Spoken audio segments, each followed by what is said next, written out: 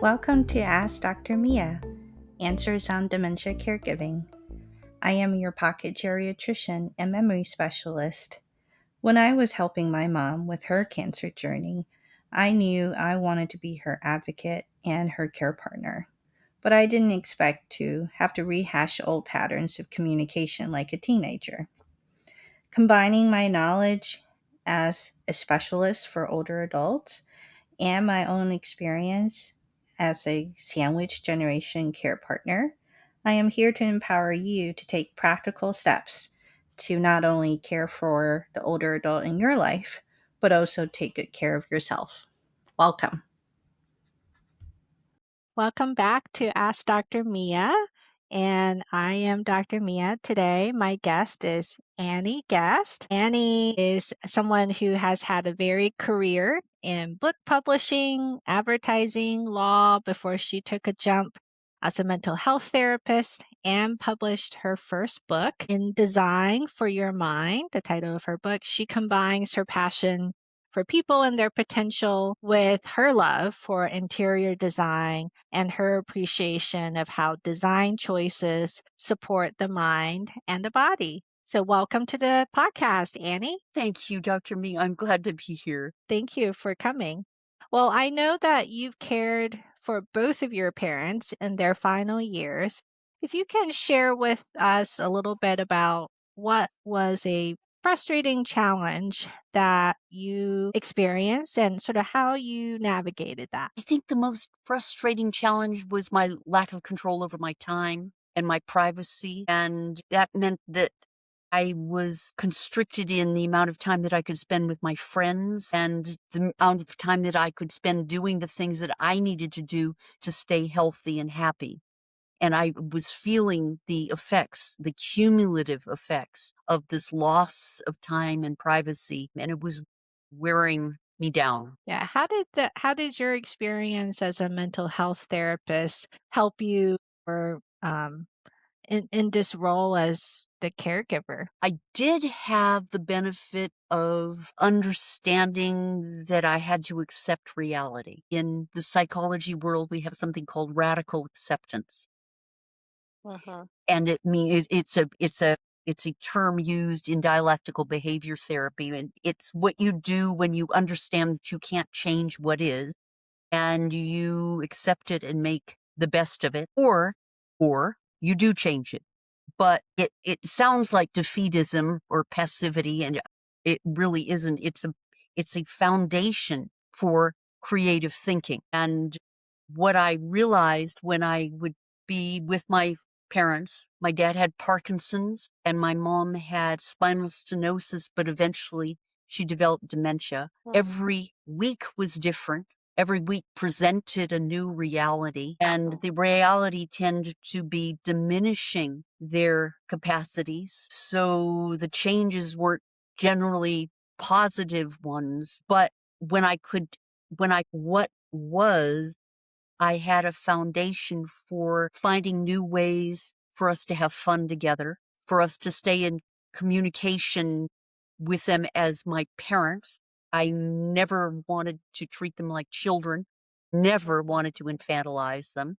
So we would find ways to go to, say, a takeout place, and they would stay in the car. I'd get the meals, and we'd eat in the car. And then eventually, when my dad needed a feeding tube, the three of us would just hang out on their big bed, and I'd ask him for work advice, but eventually he was struggling to speak. So the radical acceptance there involved just slowing down and just being there as he spoke slowly. But if I had not found ways for us to have fun together and find joy together, I wouldn't have been honoring them. And That that is that so was hard. Yeah, that is so hard. My mom had Parkinson's too. I'm so sorry. Yeah, yeah, thank you. She passed from ovarian cancer, but I think the interplay between her Parkinson's and her cancer was kind of a vicious cycle in many respects because she had a hard time really with her mobility and with her voice. And she's always been a very social person, even sharing with other people about what she was experiencing, it was hard for her to do. I know certainly in watching her experience that, it was diminishing her vitality as a person. Yes, yes, but you still saw her there. She Yeah. was still there. Yeah, Um, absolutely. yep, and Absolutely. that's part of radical acceptance, seeing the person still Yeah. there, still intact. And I think Parkinson's is particularly cruel, but I think they, as other diseases are, but one aspect of it is that it's taking vital people and diminishing their ability to perform their habitual adult functions like tying their own shoes. And if you have a proud parent and you're tying his or her shoes, it's good idea to be aware of that and make absolutely sure that you're treating that person with respect. Yeah. Yeah. And so tell us about the house redesign journey that you went on and kind of the inspiration for you to write this book. And I have this book right here Thank called, for those of us who are watching on YouTube you. or on video, this is what it looks like. Design for your mind. Thank you, Dr. Mia. When my dad passed away first, and then 4 years later, my mom passed away, I inherited their house. My sister and I spent a considerable amount of time clearing out the house as co-executors, just decluttering, working with the appraiser and the auctioneer and distributing items among the 4 siblings. We organized conference calls and would take turns with our list of appraised items and each take turns choosing something. But all of this was time consuming, and I was just a little wiped out during this and wanted to find a way to tap into my passion for interior design and what I understood about the human mind and myself as a mental health therapist to renovate the house in ways that helped me recharge and find my creativity again and feel like myself again. So it wasn't the idea for a book, it was the idea to reclaim my own life and myself and find the parts of myself that had just kind of withered, I thought, or gone dormant, or some that didn't even remember that I had. But in the process, I was taking so many pictures of rooms in order to upload them onto, say, the Benjamin Moore website to choose paint colors, that it occurred to me that other people were in this situation, and if I could compile this information, I could even use those pictures as before pictures and maybe make it easier for other people going through this situation so that they could get on with their own lives sooner, because this is a very caregiving, and the after work takes a number of years. I did a lot of research, as I mentioned to you previously, into nonprofits that would take particular items of furniture, hospital beds. And so I collected all of that in the book as well. So that was the basis for my book, but I could tell you about specific design choices that I made that actually helped me recharge, if you'd like to hear about any of those. Yeah, that would be great if you can just give us an example of what that may have been like. A a basic choice is in the color of walls. I had felt constrained for so long that I wanted to be able to breathe deeply and feel free. And so I chose colors for the rooms that needed to be repainted that were light colors, because a light color has the effect of registering on the eye a little more slowly, which tricks the eye into thinking that the wall is moving away. So the effect is that the brain behind the eye perceives the room as larger. The opposite works when you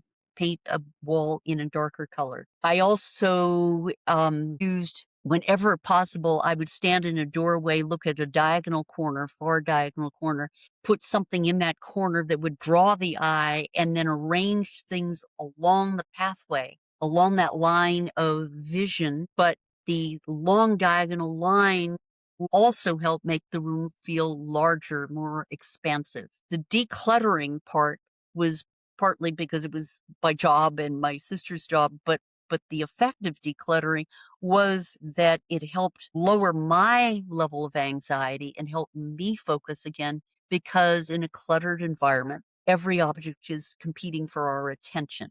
So simply organizing things and not presenting visual chaos every time we walk into a room has a soothing effect on our mind and helps us focus on the things that we need to do to recharge, like reading a book or writing a book. Yeah, yeah. I know. Speaking of clutter, I think my husband is very sensitive to clutter. He feels like this internal anxiety coming on if the countertop and the kitchen is very cluttered, and then we have to periodically go through it. But yeah, just as you said, just the act of clearing out my mom's stuff, and my dad is still doing that. He still has quite a lot of he wants to downsize, but he still has quite a lot of furniture and all the things that, they have accumulated that he doesn't quite know what to do with. So I'll have to send him some of the links that the places that could take some of that stuff so that he doesn't have to have it in the house. There is a service that is national. It may be something available to him in his area called Vietnam veterans. I think the website is VVA Pickup, but you'll see it in the book. They come to the door. If my parents had, and they pick up for free. If my parents had Wow. known about that, certainly before they became ill, they might have been a little bit more eager to purge over the years. That's great, and we'll Yeah. include that in the show notes too. Yes. Yeah, that's great to know because I know a lot of places don't do the free pickup, and getting the furniture to the Yes. place oftentimes Yeah. is a additional Yes. barrier. Yes. Yeah, yeah. I have one personal question that I wanted to ask for your advice as to what to do. I have inherited a ton of old pictures from my mom, which is amazing, but they're kind of just sitting in a box in my basement.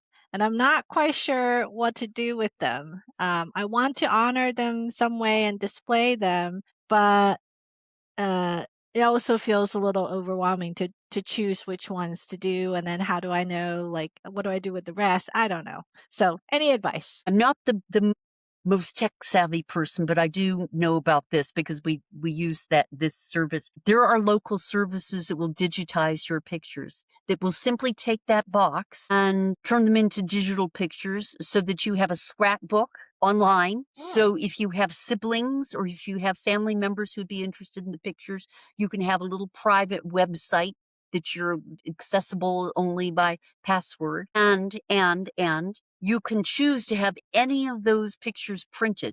What I mention in my book that because I'm not comfortable, I'm a little allergic to clutter now. Didn't used to be, but it's just, I mean, the old custom of kind of assembling little frame pictures on mantles and on little tables and yet, yeah, I don't want that either. Yeah. yes. So what I did was designate a wall in a hallway as a gallery. And I chose, just for design purposes, to use simply black frames with white matting for all the pictures that I put on that wall so that there's a uniformity and a cohesiveness and an aesthetic pleasure in looking at them. But this particular hallway is near the kitchen, so if I have guests and we have a party and they're milling around, they can look at the pictures.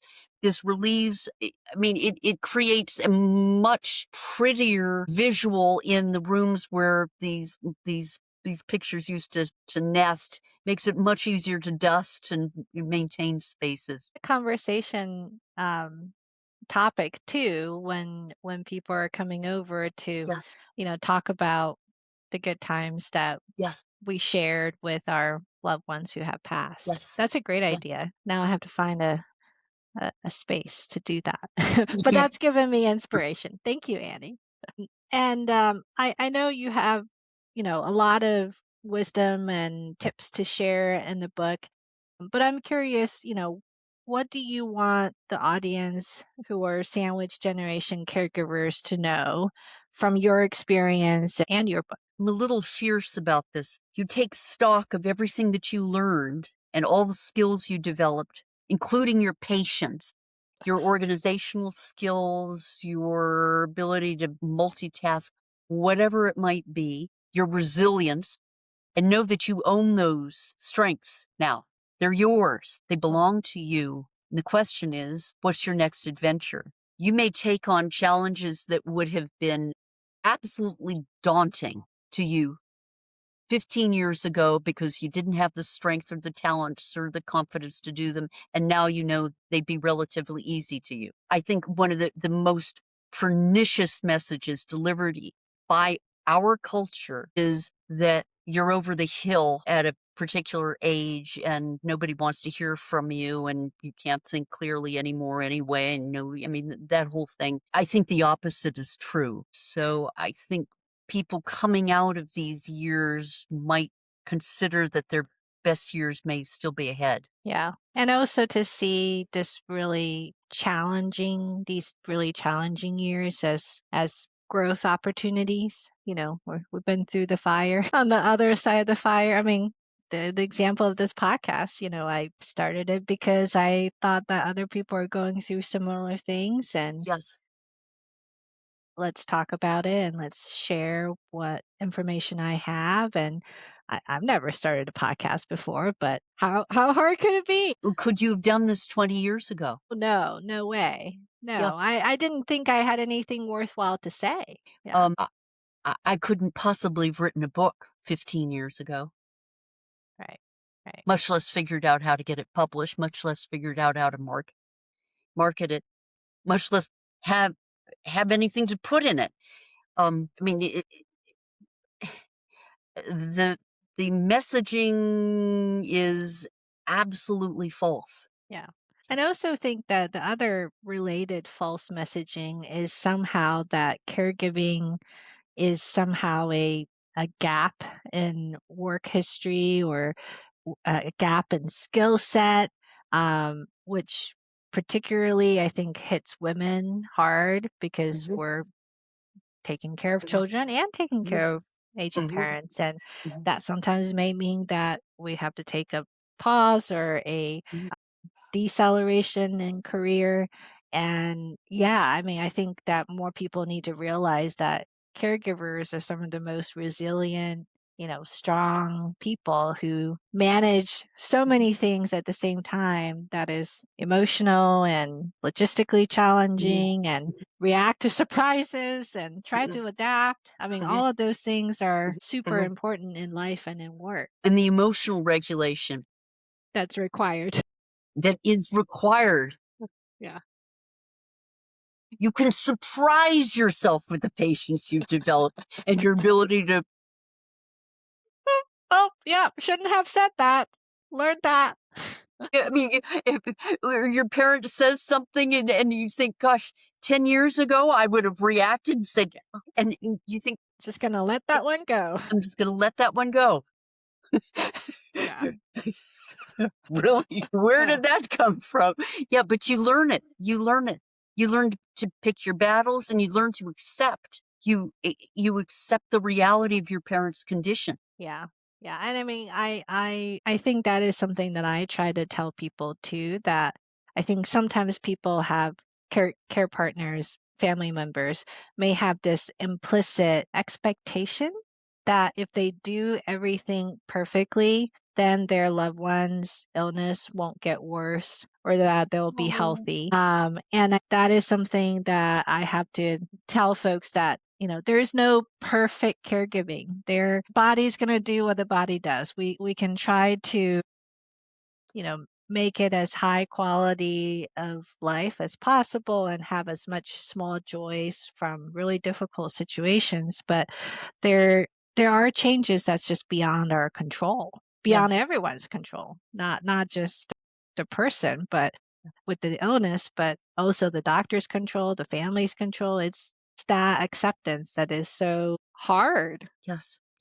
And our parents, if we're talking about our parents, may find peace in our acceptance when we can reach that.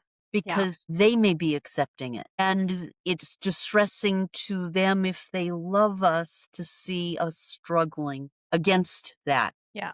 Yeah. Yeah. I mean, I think when my mom got really sick, I mean, she was very honest. She was saying that, like, this is not the type of life that she enjoys. Like, she couldn't do so much of what she used to be able to do. I think she was a little bit depressed too, but sometimes it's hard to tell what is an existential type of like I'm done versus a true depression.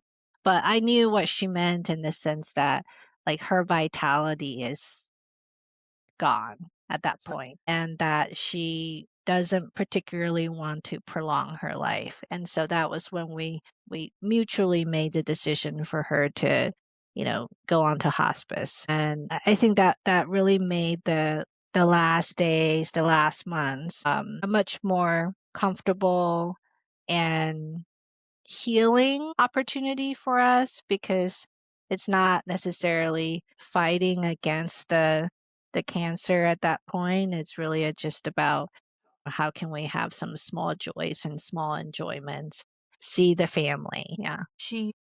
I'm glad she had you. Thank you. I'm glad your parents had you too. Thank you. And that their house has a new life breathed into it. Thank you. Yeah. Thank you. Yeah, Mia, just I want to mention something. You were talking about her depression. Hmm. There was something unique or something specific to Parkinson's that I should mention. That flat affect. It's difficult to read. It was difficult to read my father's facial expressions. And what I had to figure out was not to assume I knew what he was thinking. And however slowly he spoke, it really was important to listen to what he had to say, not assume. Yeah. Yeah, you're absolutely right. That flat affect is part of the disease Yes, and that someone may not be depressed, but they look flat in terms of yes, their affect. Yeah. yes, That's a yes. really important distinction. Yeah. Yes, but imagine I'm just imagining, we're not there yet, but I know how frustrated I would be if I were struggling to speak. Uh-huh. My facial expressions weren't really the ones that other people who knew me recognized, and people were assuming they knew what I thought or what I wanted to say and finishing sentences for me or doing things that they assumed I wanted. For all my losses of power, which were which would be many, I would even be losing my ability to communicate basic things about what I wanted and have people assuming they could they could take my voice. Yeah. Yeah. Yeah, I think honoring that and really understanding where people who might have speech issues from all kinds of reasons, Yeah. Parkinson's or dementia, Well, is yes, really important. You're right. I think sometimes what we think might be sadness may not be sadness. Yeah. Yeah. Yeah. yeah, I want to end on the last note of, preventing burnout. I know both of us are sort of on the other side of caring for a parent or multiple in your case. For people who are listening who are in the beginning or in the midst of caregiving, what are your suggestions in terms of preventing getting to the point of overwhelm and burnout? I would say keep your four needs, your primary needs in front of you, and your need for ample sleep, good nutrition, regular aerobic exercise, and an enriched environment, including social support. And that is easier said than done, obviously.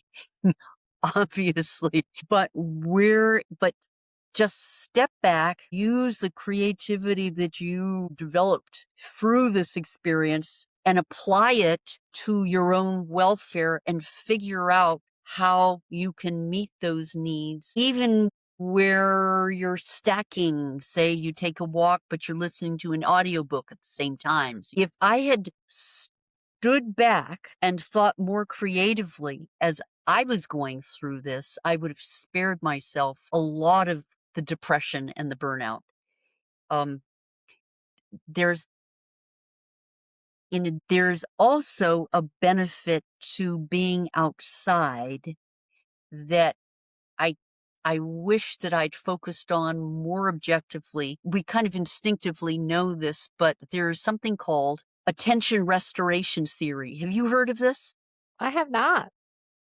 It's I mean, you can experience it inside when you're reading and you need to rest your eyes and your mind, and you look out the window and there the birds at the bird feeder, and you just kind of daydream, and that soft focus um helps recharge you, and you can go back to your task with renewed energy. It's a attention restoration theory is that contact with nature, exposure with nature helps to recharge us for a number of different scientifically documented reasons. Yeah.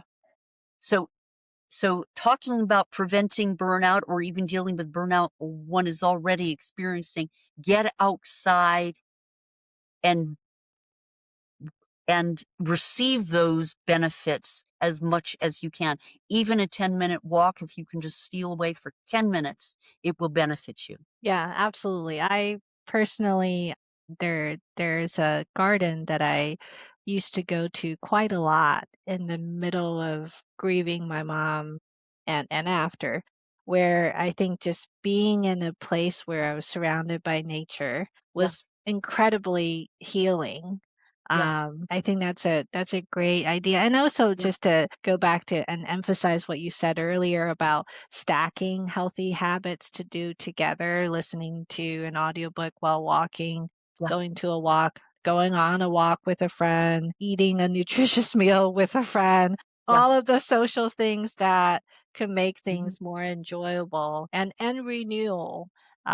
Renewal the spirit is Mm, really, I think, being intentional when we have such a limited amount of time. yeah, Being intentional about that is a exactly. great way to approach it. Yes. I want to say in closing, for all my training in mental health, I didn't recognize that I was burning out. I should have. I had the academic understanding of it, but I didn't recognize that it was happening to me. And as it was happening to me, when I was feeling the flat affect, when there Mm. was one more phone call about a fall or trip to the emergency room in the middle of the night, and I felt nothing but emotional numbness, I blamed myself and thought I must be a terrible daughter. So You weren't. you get sucked into this and you're isolated and you're ruminating and you don't have anyone challenging your ruminating thoughts. You can think all kinds of things that really should know better than to think. I didn't even recognize that I was burning out. I didn't recognize my flat affect was a symptom of burnout, and I should have. Yeah. You thought you were just tired. I thought I was a bad person. Oh. I mean, that's how dangerous isolation can be. Yeah. Yeah. Yeah. I totally wholeheartedly support that. And I think that if for those who are listening, if you are feeling that way, please reach out to someone you trust. I also fully support professional help. I don't think I could have gotten through the grief journey and my somewhat complicated relationship with my mom, even in our whole relationship, without the help of a therapist. So I think take all the help, ask for help, take all the help, take all the help you can get. Well, thank you so much for joining us, Annie. Thank you, Dr. Mia. It was a pleasure. Thank you. And for those who are listening, if you have enjoyed this episode, please share it with someone who might also enjoy it, or leave me a review by scrolling to the bottom of your podcast platform. There should be an option for review so that others may be able to find this podcast as well. Thank you so much. Talk to Thank you all you. next time. Thank you so much for listening to this episode. Please click the follow button on your favorite podcast platform. Please remember that this is educational content and that do talk to your own doctor if you have specific questions. Original music by Grant Willis. And the podcast is edited by Builder Librarian. And finally, please repeat after me. By taking care of myself, I can better care for the older adult in my life.